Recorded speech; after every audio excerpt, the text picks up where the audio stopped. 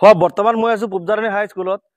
এইখন এনেকুৱা এখন হাই স্কুল যিখন হাই স্কুলৰ পৰা মেট্ৰিকৰ ফাইনেলৰ ৰিজাল্টৰ সময়ত কোনো এজন ছাত্ৰ ছাত্ৰীয়ে পাছ নকৰে। যোৱা বছৰৰ 2023 ইংৰাজী নৱবৰ্ষত যোনটো মেট্ৰিকৰ ৰিজাল্ট ওলাইছিলে সেই ৰিজাল্টত কোনো এজন ল'ৰা বা কোনো এজন ছোৱালীয়ে পাছ কৰা নাই।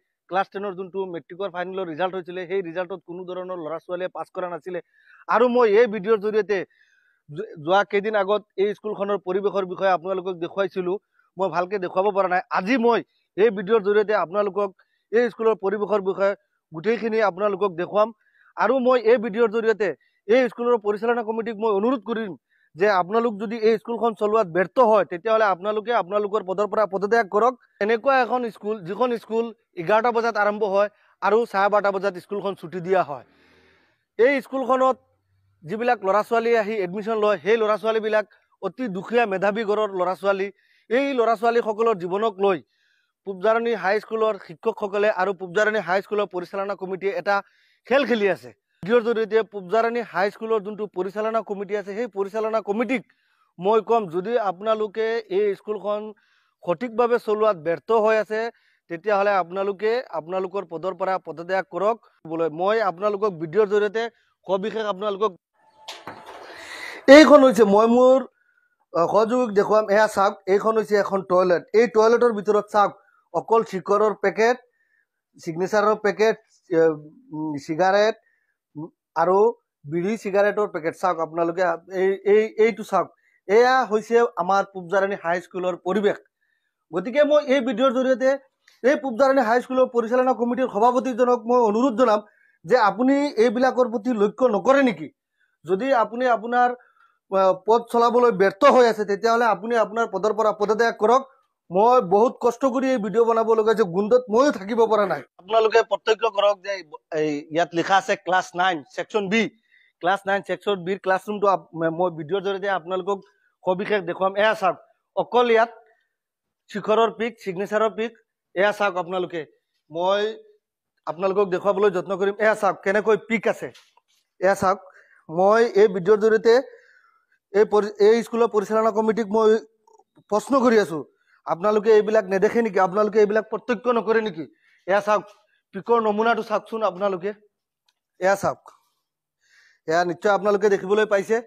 আৰু স্কুলখনৰ পৰিৱেশৰ বিষয়ে চাওক আপোনালোকে। স্কুলখন এনেকুৱা লাগিছে যে এইখন এখন মানে স্কুল নহয়, এইখন এখন মানে লেতেৰা ঠাই। আহক মই ভিডিঅ'ৰ জৰিয়তে আপোনালোকক সবিশেষ। এয়া চাওক আপোনালোকে,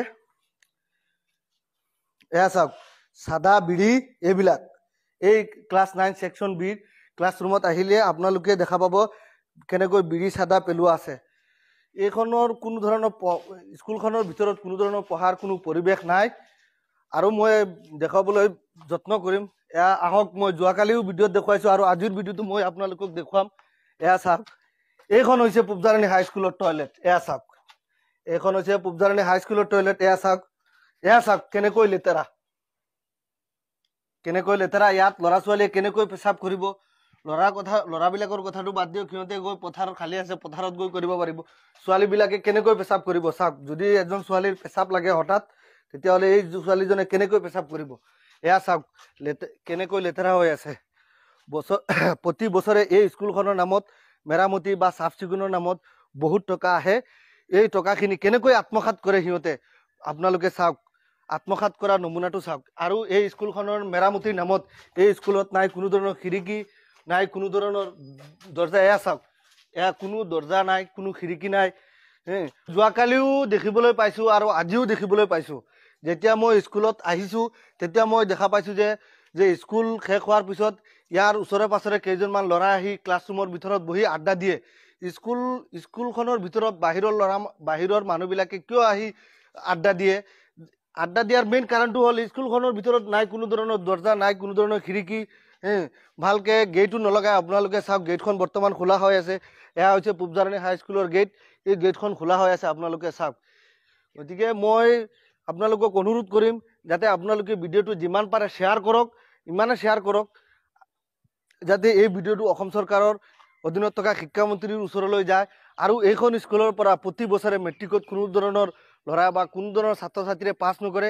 এইখন স্কুলৰ আণ্ডাৰত কেইখনমান প্ৰাইভেট স্কুল আছে। সেই প্ৰাইভেট স্কুলৰ ল'ৰা ছোৱালীৰ ক্লাছ 9ত ৰেজিষ্ট্ৰেশ্যন হয় আৰু সেই ক্লাছ 9ত ৰেজিষ্ট্ৰেশ্যন কৰা ল'ৰা ছোৱালীসকলে মেট্ৰিকত ভাল এটা ফলাফল কৰে প্ৰাইভেট স্কুলৰ ল'ৰা ছোৱালীসকলে আৰু সেই ল'ৰা ছোৱালীসকলৰ ৰিজাল্টবিলাক এই পূবজাৰণী হাইস্কুলৰ মানে পূবজাৰণী হাইস্কুলে দেখুৱাব পাৰে যে তেওঁলোকৰ স্কুলৰ পৰা সিহঁতে পাছ কৰিছে আচলতে তেওঁলোকৰ স্কুলৰ পৰা কোনো ধৰণৰ ল'ৰা ছোৱালীয়ে পাছ নকৰে আৰু মই দেখুৱাম এয়া চাওক স্কুলখনৰ পৰিৱেশ ইয়াত কেনেকৈ ল'ৰা ছোৱালী পঢ়িব গতিকে আপোনালোকে ভিডিঅ'টো যিমান পাৰে শ্বেয়াৰ কৰক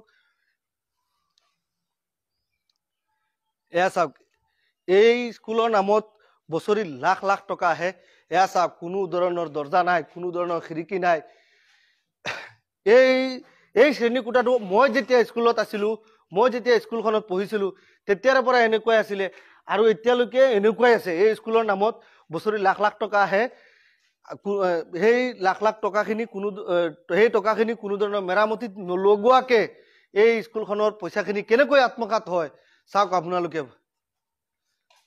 বুজিছে